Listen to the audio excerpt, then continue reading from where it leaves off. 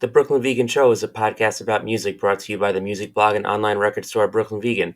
Make sure to subscribe to hear all of our upcoming episodes featuring interviews with musicians and more, and find us 24/7 at brooklynvegan.com, Twitter, Facebook, and Instagram.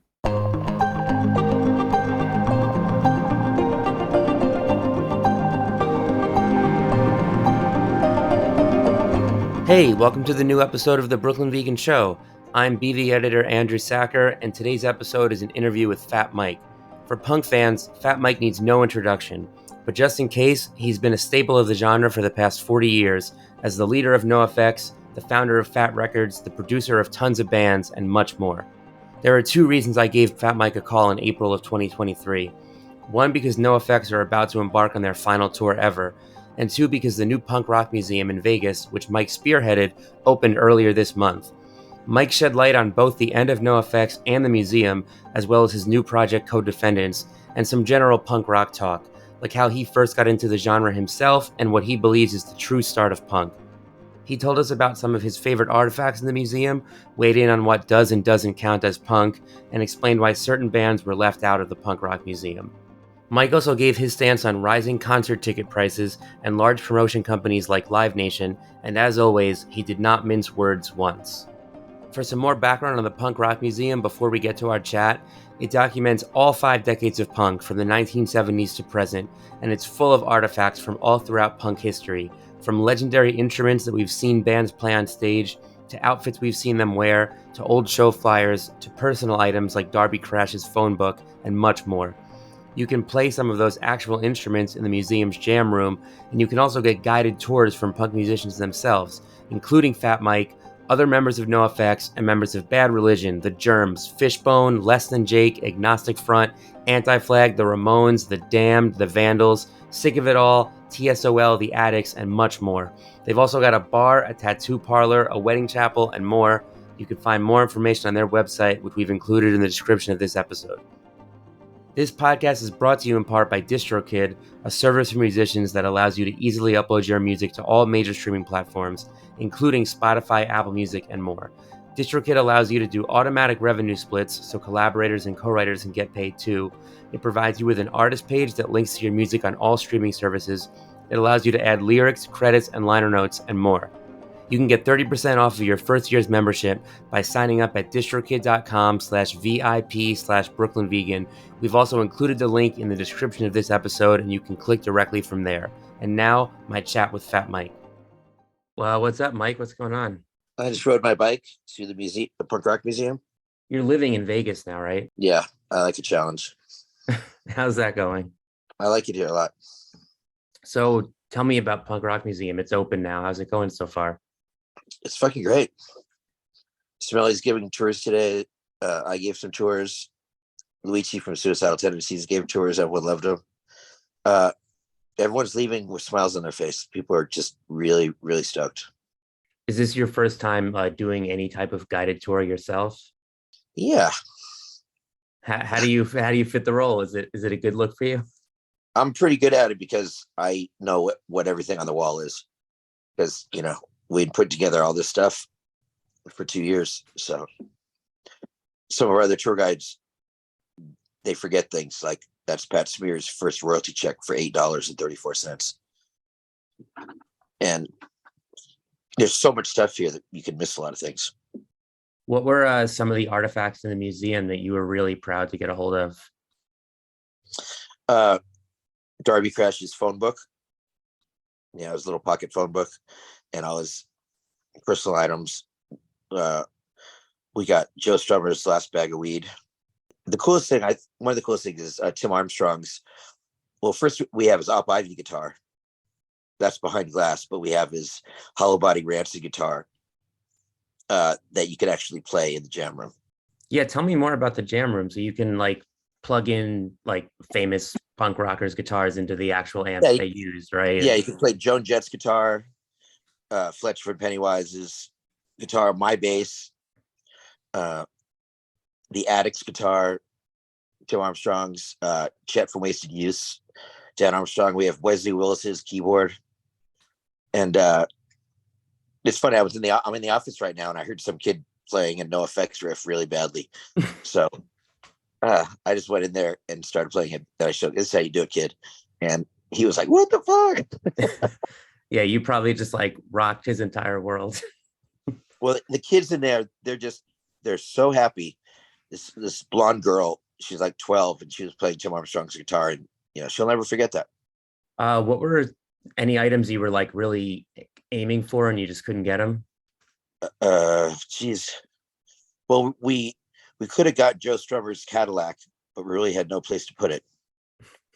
And we were gonna I had Sublime's tour van in my fucking driveway for a year, and that was going to be like our shuttle bus, like pick up people from airports. And then the kid who loaned it to us took it back. Oh man, that would have been cool. Smoke some spleefs, listen to some reggae, get to the punk rock museum. Now, on a similar note, I mean, you've got all these amazing legends giving tours. Was there anybody you tried to get for a tour that said no? Not really. We haven't asked a lot of like everyone. Well, I try to find people that would be really interesting, and so far it's been pretty easy. This weekend we got Roger from Agnostic Front, and we got Don Bowles from the Germs, and he's so kooky. His tour was great. That's awesome. They're all different. They're all different because it's just people telling stories. So the museum itself, all the investors and stuff are all punk musicians, right? There's like no big VCs and everything. No, there's no corporations. So tell me about that. Just getting like all these punk musicians to fund this big museum in Vegas. It wasn't easy. Generally, if you ask people for money, they don't want to give it to you. And if it was, and we, I bought the building, I don't know, 2 years ago, and people didn't really have that much. They didn't really think I could do it, or they were hesitant, especially when I'm like, "Hey, this is Fatty. What's up, Brett? You want to invest in the museum?"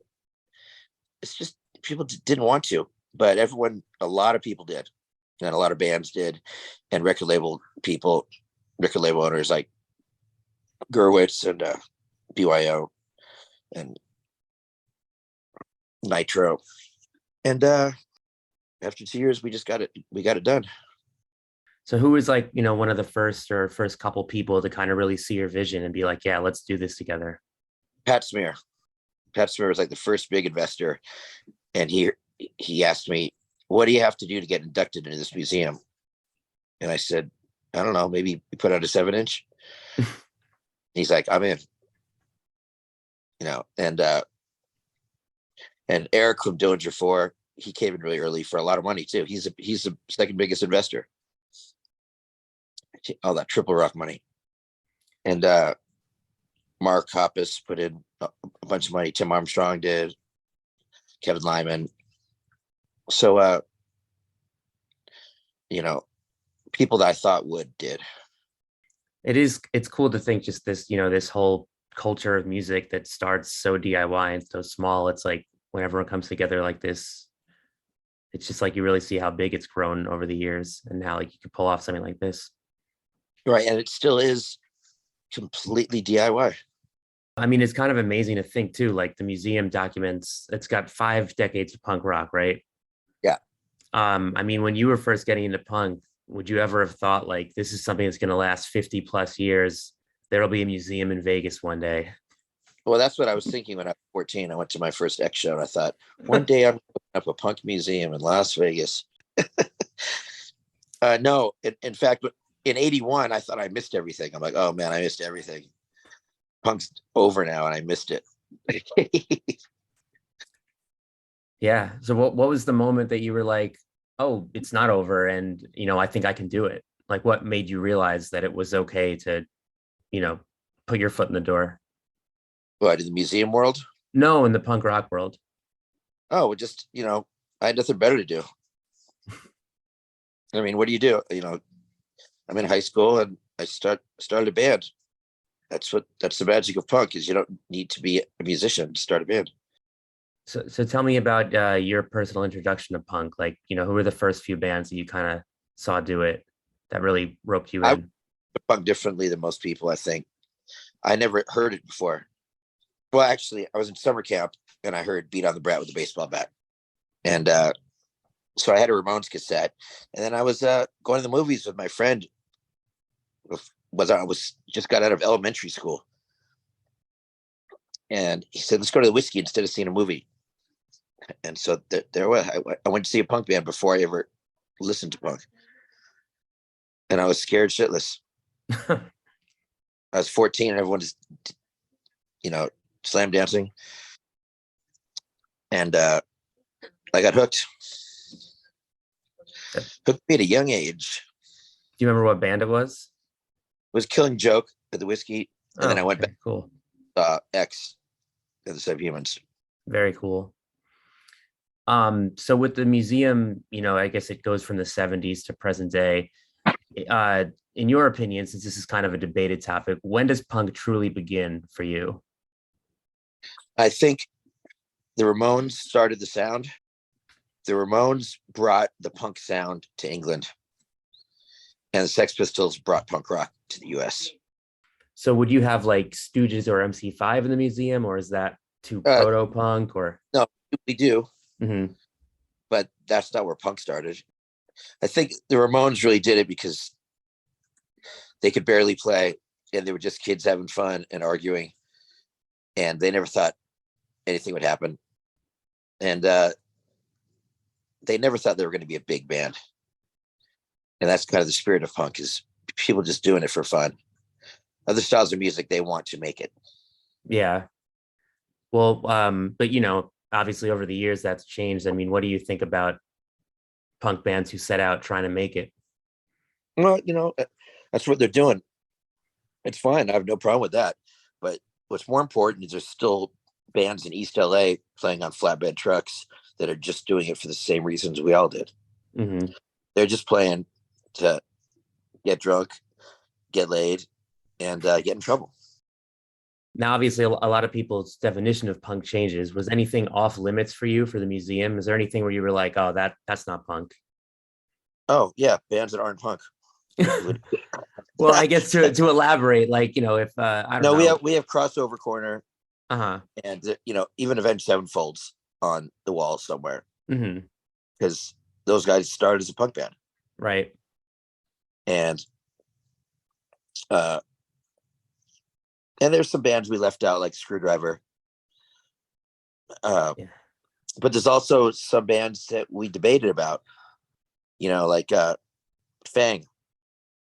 Their singer Sammy Town murdered his girlfriend in the late 80s. He did 12 years. He got out. Now he's sober and trying to be a useful part of society. Anyway, we're historians. We're not punk rock police. But we did draw a line with Screwdriver. That's the philosophy of racism.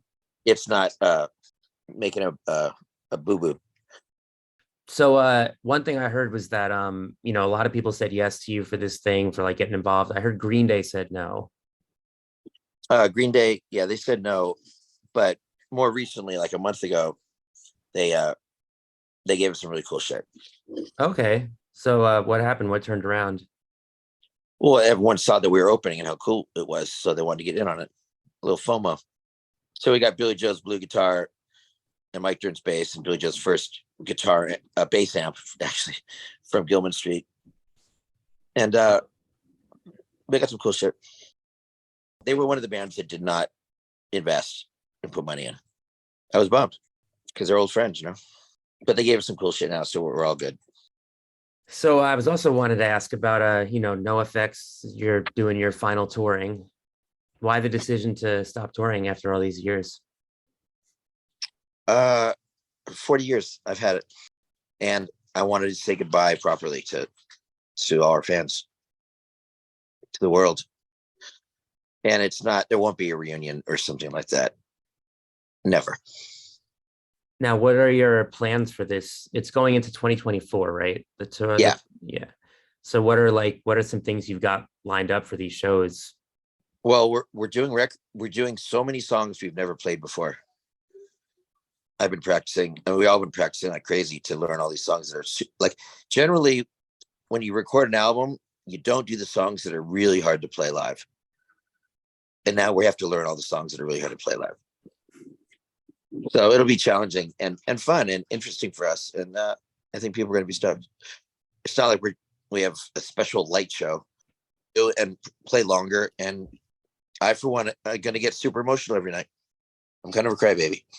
Are you primarily doing this as like the Punk and Drublic sort of festival things, or are you doing regular club shows, other big festivals? Club shows. It's all outdoors. It's all on weekends because we want people to have a great time and drink a lot. And we might be playing a couple of clubs, but no, it's mainly like campgrounds and places where NOFX, we don't have to share the revenue with Live Nation. Mm-hmm. All these events are independent. You know, I don't want to share our last hurrah with some big corporations. I feel like especially now there's like this big issue, right? I mean, like politicians are getting involved in like Ticketmaster and Live Nation fees and stuff. And, you know, like, or Taylor Swift's concert sells out in half a second and everybody is outraged. Like, or just the prices, like, you know, like these dynamic pricing and things. I mean, where do you stand on all this kind of ticketing pricing stuff that's been in the news like every day lately? Look, those big corporations that do music festivals, they're just corporations. They're trying to make as much money as they can and pay the artist as little as possible. And they don't care about the concert goer at all. So how do I feel is we're doing our own shows in our own venues where we make the prices and it's like $60 and everyone is going to have a great time. No one's getting ripped off. No one's going to feel bad. And we are charging more if you want to stand on stage with us at one of our last shows. Yeah, you could pay a little bit more for that. Now, you did say in other interviews that the band's done touring, but you're still going to make records. That's still the case? Well, we have like 50 songs that are in the can that need to be finished. So I don't know, but you know, I'm more interested in Codefendants right now. Mm-hmm. Tell me a little bit about Codefendants. How did that all come together? Sam's one of my best friends from Get Dead, and he introduced me to this rapper Chesky, and we got along. And they had a few songs recorded, and then I loved it. They asked me to produce because I produced all the Get Dead records, and then I just kind of joined the band, and I love it so much. You know, all three of us live together in Vegas now, and we're just always writing stuff and recording. It's really wonderful. NOFX have always lived in different cities. We just got together for records or for tours, but this band is a living band. And the music you're making is quite different from NOFX. Yeah, well, it's genre fluid, I believe. And I'll tell you what, I never got 10 out of 10. I never got five-star reviews or 10 out of 10 reviews ever. It feels good. Is it refreshing to sort of, you know, do this genre fluid thing? I mean, NOFX had such a particular sound. Like, did you over the years kind of be like, you know, I'd like to not play punk rock for this new record? No, that's why I wrote a musical. And also NOFX are one of the most diversified bands musically, punk bands. You know, Bad Religion, Ramones, Dropkicks, they're not, but reggae and jazz and whatever we felt like. You said in a recent interview that NOFX could never have become a major label band. I'm curious why you think that is, because I would have thought you would have got major label interest like in the post Green Day era or something. Well, we did. We had a lot of major label interest, but I didn't want that kind of career. And I also don't think we're good enough, not good enough. We don't have the disposition to be a major label band. I have to go to radio stations and to radio concerts. So I don't want to be told what to do. And I didn't want anyone owning my career. Piss somebody off and they fucking tank your career. I wanted to do it myself. And that's why we're probably the biggest DIY band ever. So another question I had is, so I heard that the song on the new NOFX record, Punk Rock Cliche, you had originally written for Blink-182. I wrote it, played it for Matt Skiba. He loved it. He wrote lyrics on it. He brought it to the band. They loved it. The label said it was going to be their first single. And then Matt told them that I wrote it, and they dropped it. I understand it. They just kicked Tom out of the band, and someone would have said, so your first single that you kicked Tom out of the band is written by Fat Mike. They didn't want to hear that, even though I was willing to ghostwrite it. But I don't know. It was a bummer for me because for 6 weeks I thought it was going to be their first single. Mm-hmm. Do you do much like I guess ghostwriting or co-writing in general like that, or is that kind of a one-off thing? Yeah. But I'm not telling you who I do it for, or it wouldn't be ghostwriting. All right. There's this one band I produced and wrote with that I really like. They're called Sitting on Stacy. The worst band name, but the record is fucking awesome. Every when I produce, I co-write. That's what all the Fat Records bands that I produced since '91. Sure, I write melodies and chord progressions. I never put my name on records because it'd be weird if I had my name on all those records. I just wanted to make every record really good that I put out the first few years. I like every band that signs to Fat Records. I want their first record to be really great. After that, it's kind of on them. What's your favorite Fat Records release? Oh, I don't have a favorite, but I do think Propaganda, How to Clean Everything was the record that defined the Fat Records sound. Like Bad Cop Warriors a lot too. Thanks to Fat Mike for stopping by, and thank you for listening. If you want to check out the Punk Rock Museum, the link to the museum's website is included in the description of this episode, and you can catch NOFX on their final tour. Keep up with all their tour dates at the Fat Records website. They've got much more to be announced, so stay tuned. And hey, if you like what you heard, give us a good rating. It doesn't take long, and it really goes a long way. Tell your friends about us, subscribe. Any little bit helps. Thanks so much. See you next time.